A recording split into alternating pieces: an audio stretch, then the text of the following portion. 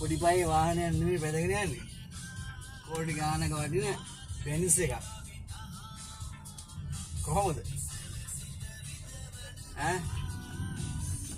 අන්නම තමයි ඉතින් අපි.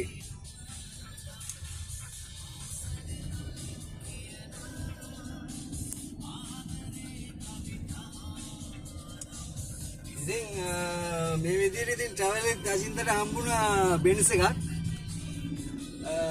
වෙනවාදී ඉතින් ඒකේ ආව නුවරට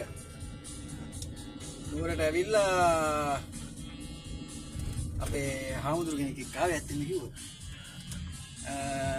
අපි යනවා ඉතින් නුවරට දළදා මාලිගාවටත් ගිහිල්ලා හාමුදුරුවන්ගේ පොඩි වැඩ වගේ ඉරුත් තියෙනවා ඉඩක් කරගෙන එනවා ඉතින් ඇත්තම ඉතින් මම ලොකු ආසාවක් තිබුණා මේ මර්සිඩීස් බෙන්ස් එකක් පදින්න. ඒ ආසාවත් ඉෂ්ට වුණා කොහොම හරි. මේක 2018 නැත්තම් 20 විතර වගේ බෙන්ස් එකක්. මර්සිඩීස් බෙන්ස් එකක්. මම ඉස්සරහේ ෆොටෝ එකක් උතුලට දාන්න පෙන්නන්න. ඇත්තටම ලොකු සතුටක්.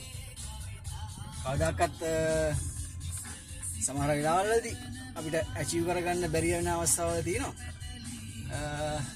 ඒ වුණත් මේ වගේ අවස්ථාවක් ලැබුණාම හරි සතුටුයි නේ. මර්සිඩීස් බෙන්ස් එකක් අදිනවා කියන්නේ.